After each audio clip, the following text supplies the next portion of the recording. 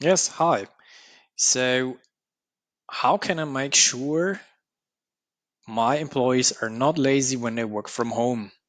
And I think this question is a question that I got asked many, many times, especially from leaders that I'd say are not used to work with a remote team. As you know, at Filestage, we're working remotely for more than 5 years now.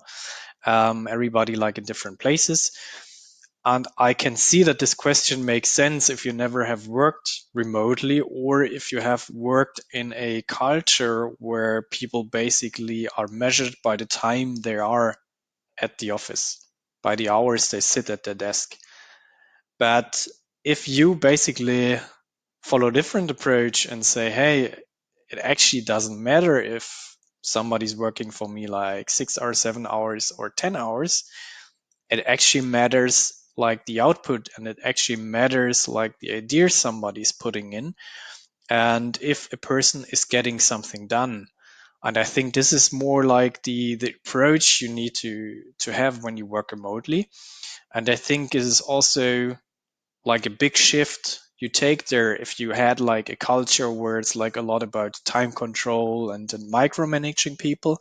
And I think micromanaging people in a remote culture and a remote team is something that absolutely doesn't work.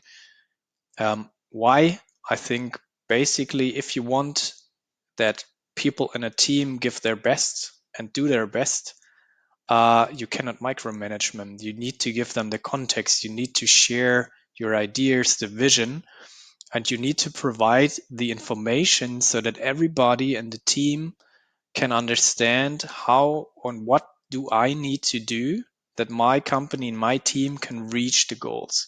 And only if you give and share context regularly, then everybody in your team can take ownership.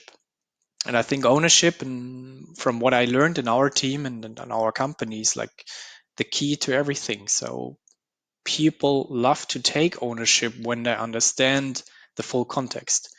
And if people love to take ownership, uh, they don't basically need any micromanagement because they will do the right things automatically. They believe in it and they love to work.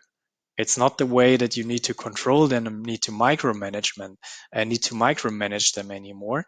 And like I said, I think it's also not possible in a remote environment to start with any micromanagement. It seems like the opposite way. So I think working remotely means sharing a lot of context, sharing your ideas, sharing your vision, and also trust in the ability of your team, trust in the ability of everybody within your company to work and do good things together.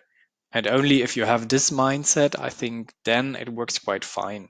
And then I think it's also quite obvious that you don't need to track time or micromanage anymore, and you don't need to be or you don't need to worry about if somebody's lazy, because people that are motivated and love to take ownership and see the context will never be lazy at home. And even so, if somebody takes like a large lunch break, I don't care, as long as people like be fully productive once they return to the desk and then give like their best because they love to or love what they do basically at your company.